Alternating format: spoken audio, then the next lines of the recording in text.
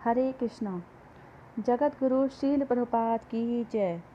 श्री प्रभुपाद जी के 125वें व्यास उत्सव पर गुरु गौरांग की प्रसन्नता हेतु भावांजलि समर्पयामि प्रस्तुत कर रहे हैं श्रील प्रभुपाद जी के दिव्य वार्तालाप। अक्टूबर 1975 को श्रील प्रभुपाद दक्षिण अफ्रीका के वेस्ट विले स्थान में डरबन विश्वविद्यालय के रेक्टर डॉक्टर S.V. ओलिवर को पुनर्जन्म का विज्ञान समझाते हुए। डॉक्टर ओलिवर, हम इस 20वीं सदी में यानी इस सदी के अंतिम भाग में हैं, जिसमें आध्यात्मिक शक्ति के विषय में नवीन विश्वव्यापी खोज चल रही है।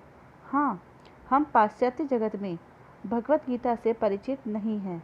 मेरे विचार में हमारी मुख्य समस्या वही है जिसे आपने अपने भाषण में उठाया है कि हम आध्यात्म को किस तरह वैज्ञानिक वास्तविकता बनाएं। और मैं सोचता हूँ कि आप बिल्कुल सही कह रहे थे।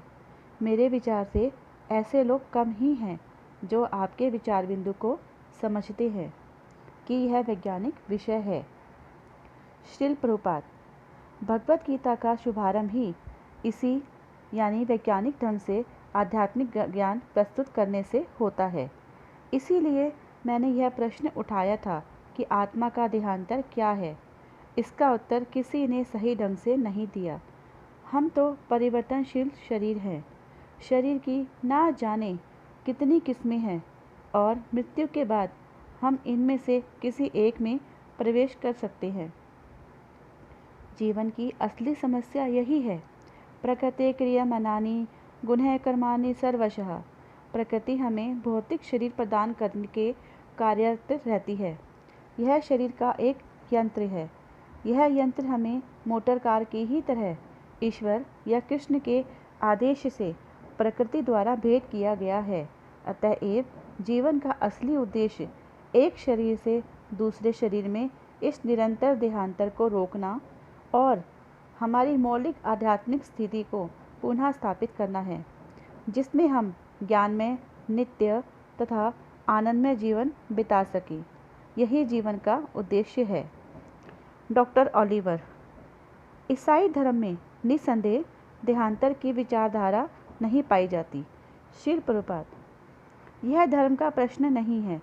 धर्म एक प्रकार की आस्था है जो काल तथा परिस्थितियों के अनुसार विकसित होती है। वास्तविकता तो यह है कि हम आत्माएं हैं। भौतिक प्रकृति के नियमों द्वारा हम एक शरीर से दूसरे शरीर में ले जाए जाते हैं। कभी हम सुखी होते हैं तो कभी दुखी, कभी स्वर्गलोक में होते हैं तो कभी अधोलोक में। यह मनुष्य जीवन देहांतर की इस प्रक्रिया को रोकने तथा मूल चेतना को पुनः जगाने के लिए होता है। हमें भगवत धाम वापस जाकर वहाँ शाश्वत जीवन बिताना होता है। वैदिक वाक्य की यही पूर्ण योजना है। भगवत गीता में इस जीवन में कर्म करने की एक रूपरेखा प्रस्तुत करती है। अतएव भगवत गीता की शिक्षाओं के द्वारा हम आत्मा की स्वाभाविक स्थिति को समझना शुरू कर सकते हैं। सर्वप्रथम हमें समझना होता है कि हम क्या हैं। क्या मैं यह शरीर हूँ या कुछ अन्य? यह पहला प्रश्न है। मैं इसी प्रश्न का उत्तर देने का प्रयास कर रहा था, किंतु मेरे श्रोताओं ने सोचा कि यह हिंदू संस्कृति जैसा है। यह हिंदू संस्कृति नहीं है, यह वैज्ञानिक संकल्पना है। आप कुछ समय तक शिशु रहते हैं, फिर आप कुमार बनते हैं, फिर युवक और उसके बाद वृद्ध। इस तरह आप निरंतर शरीर बदलते रहते हैं। यह तथ्य है। यह हिंदू धर्म की परिसंकल्पना नहीं है। यह हर एक पर लागू होता है। देहिनो अस्मिन् यथा देहे कौमारं यौवनं जरा तथा देहांत प्राप्ति धीरस्त्र न मोहयति। एक भक्त से जरा ये श्लोक ढूंढो। भक्त पढ़ता है, जिस प्रकार शरीरधारी आत्मा इस शरीर में बाल्यावस्था से तरुणावस्था में और फिर वृद्धावस्था में निरंतर अग्रसर होता है, उस प्रकार मृत्यु होने पर आत्मा दूसरे शरीर में चला जाता है। धीर व्यक्ति ऐसे परिवर्तन से मोहग्रस्त नहीं होता। श्रील प्रभुपाद, भगवत गीता में हर बार अत्यंत तार्किक तथा वैज्ञानिक ढंग से समझाई गई है। यह कोई भावनात्मक विवेचना नहीं है। डॉक्टर ओलिवर, मेरे विचार से समस्या यह है कि आधुनिक मनुष्य को किस तरह ग्रंथ में निहित विषय वस्तु को समुचित रूप से पढ़ाया जाए, विशेषतः तब जबकि वह ऐसे शैक्षणिक चक्र में उलझा हुआ है जो इस विचारधारा या दर्शन को कोई स्थान नहीं देना चाहता। या तो पूर्ण उदासीनता है या इन सत्यों का कोरा निषेध है। श्रील प्रभुपाद, क्या वे आत्मा को नहीं मानते? डॉक्टर ओलिवर, वे आत्मा को स्वीकार करते हैं, ऐसा मैं सोचता हूँ, किंतु वे इसका विश्लेषण करने की परवाह नहीं करते कि वह है क्या। श्रील प्रभुपाद, इसका विश्लेषण किए बिना उनकी क्या स्थिति है? सर्वप्रथम उन्हें मृत शरीर तथा जीवित शरीर के अंतर का विश्लेषण करना चाहिए। शरीर तो हमेशा मृत रहता है, जिस तरह चालक के बिना मोटर कार रहती है। मोटर कार तो पदार्थ का पिंड है।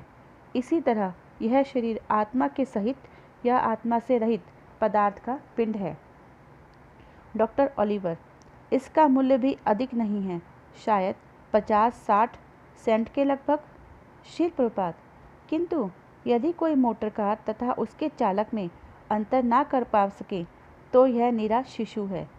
शिशु सोचता है कि मोटर कार स्वतः चलती है, किंतु यह उसकी नादानी है।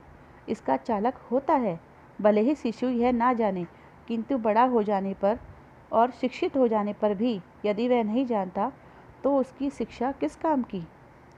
डॉक्टर ओलिवर, पाश्चात्य जगत में शिक्षा की समूची परिधि केवल प्रारंभिक, माध्यमिक तथा तृतीयक शिक्षा तथा सीमित है। उसमें आत्मा के गहन अध्ययन के लिए कोई स्थान नहीं होता। श्रील प्रभुपाद, मैंने मॉस्को में एक प्रोफेसर से बात की, शायद आप उसे जानते हैं, प्रोफेसर कोतोव्स्की। वह सोवियत अकादमी ऑफ साइंसेस में शिक्षक हैं। मैंने उससे लगभग 1 घंटे तक बात की। उसने कहा, इस शरीर के नष्ट हो जाने पर हर वस्तु समाप्त हो जाती है। मैं तो चकित था कि उसने मुझसे कहा, वह बहुत अच्छा विद्वान माना जाता है, फिर भी आत्मा के विषय में नहीं जानता। डॉक्टर ओलिवर, हमारे यहाँ वियना के एक विद्वान प्राच्य विद्या पढ़ाते हैं, किंतु वे क्या पढ़ाते हैं, किस तरह का मौलिक दर्शन पढ़ाते हैं, यह मैं नहीं जान पाया। लगभग 40 छात्र हैं। सारांश यह है कि उन्हें भगवत गीता के विस्तृत अध्ययन से आरंभ करना चाहिए और अपने सारे दर्शन के लिए उसे आधार मानना चाहिए। श्रील प्रभुपाद, तो वे भगवत गीता यथार्थ पढ़ाने के लिए और किसी को नियुक्त क्यों नहीं करते? यह अनिवार्य है। डॉक्टर ओलिवर, हमारा विश्वविद्यालय इन बातों का गहन अध्ययन के लिए कृत संकल्प है। श्रील प्रभुपाद, भगवत गीता का सम्यक अध्ययन करने से मनुष्य अपनी आध्यात्मिक शिक्षा शुरू कर देता है। डॉक्टर ओलिवर, हाँ, इसी की मनुष्य को आवश्यकता प्रतीत होती है। दक्षिण अफ्रीका में रहने वाले हिंदू समुदाय में हिंदुत्व के बारे में कोई दृढ़ विचार दिखाई नहीं देता है। युवा लोग तो विशेष रूप से पूर्ण शून्य में रह रहे हैं। अनेकों कारणों से वे धर्म स्वीकार नहीं करना चाहते, क्योंकि अपने चारों ओर वे इसी को देखते हैं। वे ईसाई धर्म, इस्लाम धर्म या हिंदू धर्म से अपनी पहचान नहीं बना पाते। वे अधिकांशतः अनभिज्ञ रहते हैं। श्रील प्रभुपाद, उन्हें सही मार्ग दिखलाया जाना चाहिए। यही आदि प्रमाणिक मार्ग है। डॉक्टर ओलिवर, दक्षिण अफ्रीका में हमारे भारतीय समुदाय में गिने चुने प्रकांड पंडित हैं। भारतीय लोग तो यहाँ सामान्यतः गन्ने के खेतों में काम करते मजदूरों की तरह आए थे। इनमें से कुछ सुनार थे और कुछ दर्जी इत्यादि। फिर पिछले 100 वर्षों से इन्हें भारत वापस भेजने का राजनैतिक संघर्ष चल रहा है, जिनका वे विरोध कर रहे हैं। वे जीविका कमाने तथा इस देश में अपना स्थान बनाने के लिए संघर्ष करते रहे हैं। मेरे विचार से उन्हें अपने विश्वासों तथा मन के प्रति ध्यान देना चाहिए। मैं तो उनसे कहता रहता हूँ कि हम भाग्यशाली हैं, किंतु तुम लोगों को तुम्हारी पृष्ठभूमि सहित अपने देश में पा रहे हैं और तुम लोग इससे कटकर शून्य की ओर मत बढ़ो, किंतु वे नहीं जानते कि जाएं तो कहाँ जाएं। अतएव तथा मैं और अन्य लोग ये जानना चाहते हैं कि हम इस अनुभूति को अपने हृदय में कैसे पाएं, जिससे वह प्रतिदिन जीवन में प्रकट हो। श्रील प्रभुपाद, भगवत गीता में यह भली भांति बतलाया गया है कि जगत में किस तरह शांतिपूर्वक रहा जाए और किस तरह भगवत धाम वापस जाया जाए। हरे कृष्णा।